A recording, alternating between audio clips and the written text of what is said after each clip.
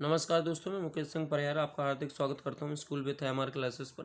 जैसा कि आपको पता है कि यहां पर डेली सफलता सीरीज़ के तहत डेली एक क्वेश्चन आपको कराया जा रहा है जो कि बोर्ड में बहुत ज़्यादा इंपॉर्टेंट है बोर्ड के लिए। ठीक है, तो दोस्तों ये 3.2 का थ्री क्वेश्चन का थ्री क्वेश्चन है ये। ठीक है, मतलब तीसरे का तीसरा क्वेश्चन है ये। तो हमें यहाँ से ये समझना है कि निम्न समस्याओं को रैखिक समीकरण युग्म बनाना है और उनका हल जो करना है प्रतिस्थापन विधि से करना है। तो पहले तो आपको रैखिक समीकरण युग्म बनाना है, देन उसके बाद फिर आपको क्या करना है, एक तरीके से उसे प्रतिस्थापन विधि से हल भी करना है। तो दोस्तों हम सॉल्यूशन पर जाते हैं और सबसे पहले लैंग्वेज वाले क्वेश्चन है, तो तसल्ली से पहले हमें लैंग्वेज पढ़ना है, तब जाकर हम क्वेश्चन कर पाएंगे। एक क्रिकेट टीम के पास टीम के कोच ने 7 बल्ले और 6 गेंदें 3800 में खरीदी। तो 7 बल्ले और 6 गेंदें कितने में खरीदी? 3800 में। तो एक बात बताओ, अगर 7 बल्ले और 6 गेंदें 3800 में खरीदी हैं तो ना तो हमें एक बल्ले की कीमत पता है और ना ही हमें एक गेंद की कीमत पता है। ठीक है, बाद में उसने तीन बल्ले और 5 गेंदें 1750 में खरीदी। तो हमें प्रत्येक बल्ले और प्रत्येक गेंद की कीमत ज्ञात करना है। तो ना तो हमारे पास प्रत्येक बल्ले की कीमत है और ना ही प्रत्येक गेंद की कीमत। तो यहाँ से मानना पड़ेगा, सीधी सी बात है कि मान लेते हैं कि प्रत्येक प्रत्येक बल्ले का मूल्य प्रत्येक बल्ले का मूल्य ₹X है। ठीक है, और यहाँ से हम देखेंगे प्रत्येक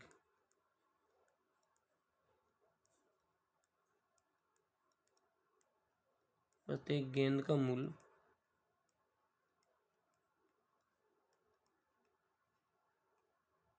₹Y।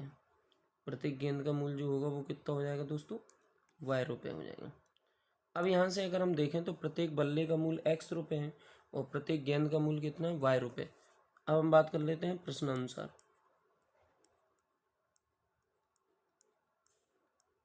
तो अगर हम प्रश्नानुसार की बात करें तो प्रश्नानुसार हम यहाँ से देखेंगे तो प्रत्येक बल्ले का मूल्य ₹X, प्रत्येक गेंद का मूल्य ₹Y। तो प्रश्नानुसार की अगर हम बात करें तो 7 बल्ले तथा 6 गेंदों की जो कीमत है वो कितनी? 3800। तो 7 बल्ले, तो अगर एक बल्ले की कीमत का मूल्य ₹X, तो 7 बल्लों की कीमत का मूल्य कितना हो जाएगा? 7X। अगर एक गेंद की मूल्य की कीमत अगर ₹Y, तो सिंपल सी बात है 6 गेंदों की मूल्य की कीमत कितनी होगी? 6Y। अब इन दोनों को टोटल मिलाकर उसने कितने रुपए दिए थे? ₹3800। दोस्तों ये बताओ, ये वाली बात समझ में आई कि नहीं आई? फिर से मान लो, जैसे मैं आपसे बोलूँ कि अगर मान लो कि एक गेंद की कीमत ₹5 है। मैं आपसे बोलूँ एक गेंद की कीमत ₹5, तो 7 गेंदों की कितनी होगी? तो आप तुरंत बोल दोगे ₹35। अब ये 7 गेंदों की कीमत 35 आई कैसे? तो आपने क्या किया, 7 इंटू 5 ही तो किया। उसी तरीके से अगर एक बल्ले का मूल्य X है तो 7 बल्लों का मूल्य कितना होगा? 7X होगा। उसी तरीके से अगर प्रत्येक गेंद का मूल्य Y है तो सिंपल सी बात है 6 गेंदों का मूल्य कितना होगा? 6Y होगा कि नहीं होगा? और इन दोनों को मिलाकर उसने कितने चुकाए? 3800। तो ये हो गया समीकरण 1। फिर उसके बाद दिया है कि 3 बल्ले, तो अगर एक बल्ले की कीमत X है तो 3 बल्लों की 3X हो जाएगी। और एक गेंद की कीमत अगर Y है तो 5 गेंदों की कितनी होगी? 5Y। इन दोनों को मिलाकर उसने ₹1750 चुकाए। तो ये समीकरण कौन सा हो जाएगा? 2। ठीक है, ये समीकरण कौन सा हो जाएगा? 2। अब हम यहाँ से समीकरण 2 की बात कर लेते हैं, क्योंकि हम प्रतिस्थापन विधि लगाना है और प्रतिस्थापन विधि आपको पता होना चाहिए। प्रतिस्थापन विधि की अगर मैं बात करूं तो प्रतिस्थापन विधि से लिख लेते हैं यहाँ पर दोस्तों, प्रतिस्थापन विधि से। तो आपको मैंने क्या समझाया था यहाँ से कि प्रतिस्थापन विधि वही विधि होती है जिसमें किसी एक समीकरण को लेकर x या y का मान निकाल लें। तो मैंने समीकरण 2 ले लिया इनसे। कौन सा ले लिया मैंने दोस्तों? समीकरण 2 से। तो जब मैं समीकरण 2 से देखूंगा यहाँ से तो 3x प्लस में 5y इक्वल टू में कितना होगा? 1750। ठीक है, ये वाला समीकरण ले लिए। 3x 1750 माइनस में कितना होगा? 5y। एक्स की वैल्यू निकालोगे तो 1750 माइनस में 5y और अपॉन में कितना आ जाएगा? अपॉन में आ जाएगा 3। ठीक है, तो ये समीकरण कौन सा बन जाएगा? ये बन जाएगा समीकरण 3। कौन सा समीकरण होगा? समीकरण 3। आगे बात कर लेते हैं। अब मैंने आपसे क्या बोला था कि x की वैल्यू निकालने के बाद आप समीकरण 2 से निकालना है तो समीकरण 1 में रखेंगे। तो समीकरण एक में x का मान रखने पर, समीकरण एक में किसका मान रखने पर दोस्तों, x का मान रखने पर, तो जब हम समीकरण एक में x का मान रखेंगे तो समीकरण एक है क्या, तो समीकरण एक है 7x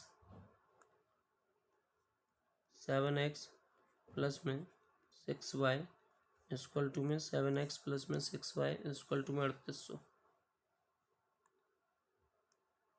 और दोस्तों 7 ब्रैकेट में 1750 माइनस में 5y अपॉन में कितना आएगा 3 और प्लस का 6y इक्वल टू में 3800। अब यहाँ से हम देखेंगे तो 3 से 7 का मल्टीप्लाई होगा, क्योंकि 3 से 7 कैंसिल नहीं हो रहा, तो 7 का मल्टीप्लाई कर दो अंदर, तो 7 0 0 आ जाएगा, 7 पना 35, 7 7 49 और 3 52, 7 एकम 7, 7 5 12, तो ये आ जाएगा 12,250 और ये हो जाएगा 3500, 7 पना 35y, ठीक है। अपॉन में नीचे कितना रहेगा 3, फिर से चेक कर लें, 7 0 0, 7 पना 35, 3 हज़ार 7 7 49 और 3 52, 52 7 एकम 7 7 सही है, प्लस में कितना आ जाएगा ये 6y इक्वल टू में 3800। क्वेश्चन थोड़ा सा कैलकुलेशन बड़ी है दोस्तों। अब देखो यहाँ से हम आगे बढ़ते हैं, तो ये 12,250 माइनस में 35y, अब यहाँ से अगर हम पूरे में एलसीएम ले लें तो पूरा एलसीएम कितना आ जाएगा 3, पूरे अगर हम एलसीएम ले लें यहाँ से तो पूरा एलसीएम जो आ जाएगा वो कितना आ जाएगा 3 एलसीएम आ जाएगा। यहाँ नीचे एक मान लेते हैं, नीचे क्या मान लेंगे, यहाँ एक मान कर और एलसीएम ले लेते हैं, तो 3 और 1 का एलसीएम कितना आ जाएगा 3, 3 से 3 कैंसिल हो जाएगा, तो ये तो पूरा 12,250 ऐसे ही रहेगा, माइनस में 35y भी ऐसे ही रहेगा, प्लस ये 3 से 3 तो ये कितना आ जाएगा 18y आ जाएगा, ठीक है दोस्तों। और यहाँ से जब आप गुणा करेंगे तो 8 3 24 और 3 3 का 9 11, ठीक है, 11,400। तो दोस्तों हम जैसे ही घटाएंगे तो माइनस का 12,500, 12,250 माइनस में 35y में से 18 जाएंगे तो ये कितने बचेंगे 17y, लेकिन माइनस के बचेंगे, ठीक है। और यहाँ से 3 का मल्टीप्लाई करा दो इसका, तो ये अच्छा मल्टीप्लाई करा चुके हैं अपन, सॉरी एक मिनट इसको गलत कर रहे हैं, अभी 3800 रहने तो इसे अब मल्टीप्लाई करो, तो ये 0 का 0 और ये भी 0 और 8 3 24 और 3 3 का 9 11, अब माइनस का 17y यहीं रहेगा, 11,400 यहीं, माइनस में 12,250, ये कितना लगा है 2 लिखा है 2, ठीक है। तो माइनस का दोस्तों 17y, अब 12,250 में अगर आप घटाएंगे तो 12,250 में कितने घटाना है 11,400, तो दोस्तों ये 0 ये 5 और ये 8, तो 850 वो भी कहेगा माइनस का, ठीक है। तो माइनस से माइनस क्या हो जाएंगे कैंसिल। अब दोस्तों यहाँ से y की वैल्यू हम जब निकालने जाएंगे तो y की वैल्यू जब आप निकालने जाओगे तो y इक्वल टू में 850 अपन में कितना आ जाएगा 17, ठीक है। 17 से कैंसिल करोगे 17 पना 85, तो y की वैल्यू कितनी आ जाएगी 50, y की वैल्यू 50 आ गई, समीकरण किस में रख दो 3 में, ठीक है। तो y की वैल्यू अगर 50 आ गई है तो यहाँ से हम समीकरण 3 में रखेंगे, ठीक है। 3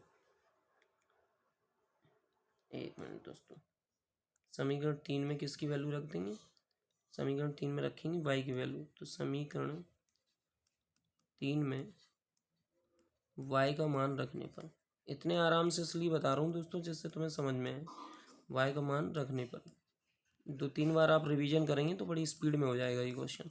अब समीकरण 3 क्या है, तो समीकरण 3 है आपका x बराबर में 1750, x बराबर में 1750 माइनस में 3 और यहाँ कितना था 1750 माइनस में ये था 5y, तो माइनस में था 5y, ये आ गया 5y, ठीक है दोस्तों। x की वैल्यू निकालना है हम 1750 माइनस में 5 इंटू में कितना है y की वैल्यू कितनी 50, अपन में कितना आ जाएगा 3। तो हम कितना घटा देंगे यहाँ से 1750 माइनस में 250 अपन में कितना आ जाएगा 3। तो जब हम 250 घटाएंगे दोस्तों, तो यहाँ से 250 घटा देंगे तो कितना बचेगा 1500। ठीक है, अपन में कितना आ जाएगा 3 3 5 ज़ा 15। तो एक्स की वैल्यू कितनी आ गई, एक्स की वैल्यू आ गई 500।